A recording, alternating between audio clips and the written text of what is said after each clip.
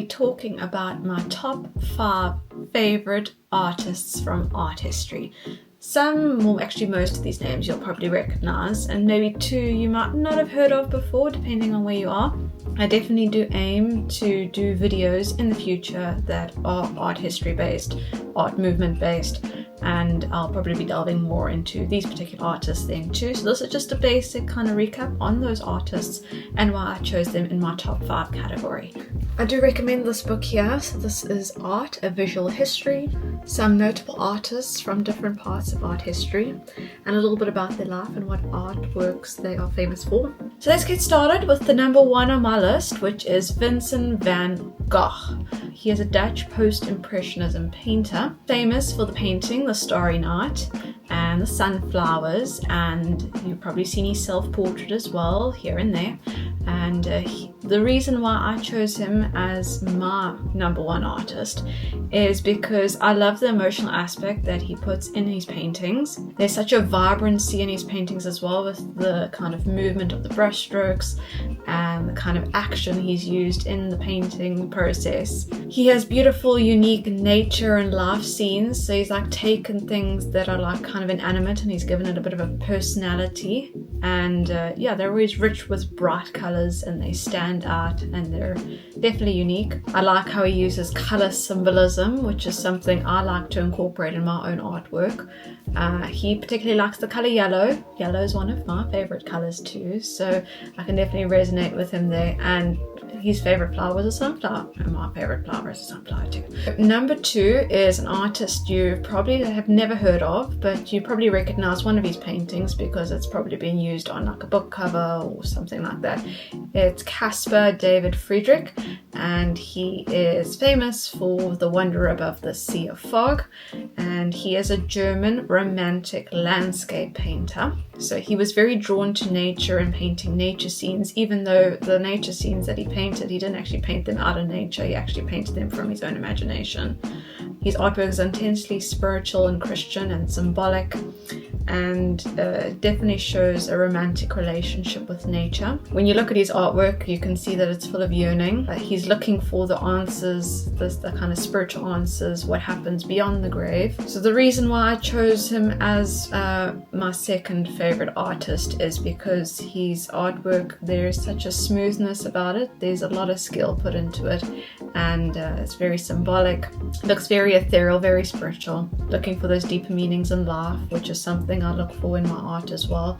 There's got to be something deep, something emotional, something spiritual in that. Number 3 is Norman Rockwell. He made his claim to fame through illustrations in portraying American traditional life. He has great realistic kind of cartoonish paintings that really are kind of nostalgic. He had a 47-year association with the Saturday Evening Post Weekly magazine, and he painted 320 cover images of just family life, general things you do in your everyday life, just people going about daily things, and he did it in such a way that it creates such a story, such emotion, and they're honestly beautiful illustrations. He believed in the goodness of people and the cherished moments that we spend with each other.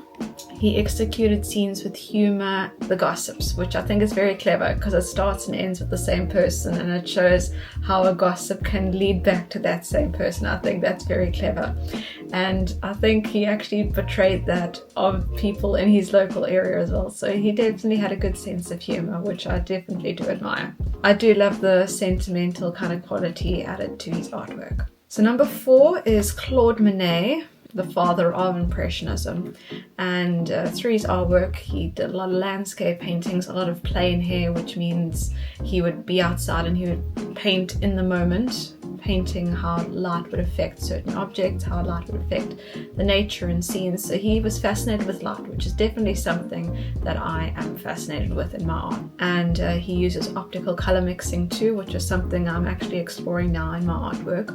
It's a very unique way to portray nature too, which I kind of admire. And then number 5, I have got Leonardo da Vinci, probably because I am a Da Vinci Code girly. I don't know, had to add him in there. He is an Italian Renaissance artist and one of the greatest artists of all time. But one thing I do admire about him is that he definitely was multi-passionate and he wasn't scared of trying different things. So he was a scientist, an inventor, a philosopher, a writer, an architect. He literally tried everything along with painting. He also had an insatiable curiosity of trying to find out how everything worked. So he was definitely got that curiosity aspect that I like to incorporate in my paintings too. His artworks that I really like out of his work is definitely The Last Supper and The Lady with the Ermine. And of course you have to have Mona Lisa in the picture too. It is one of the most famous paintings out there. A few honorable mentions I'll mention. For the extra 3 that I've got on the list is Rembrandt, because he was also fascinated with light. I have Fra Angelico, which is an artist from the Gothic period, and he was also from the early Renaissance period too.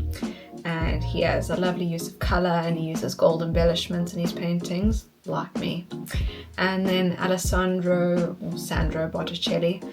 His artwork I think is very pretty, it's very feminine, and he's got a lovely decorative style. Anyways, hope you have a good day further, and TTFN, ta-ta for now, see you in the next video.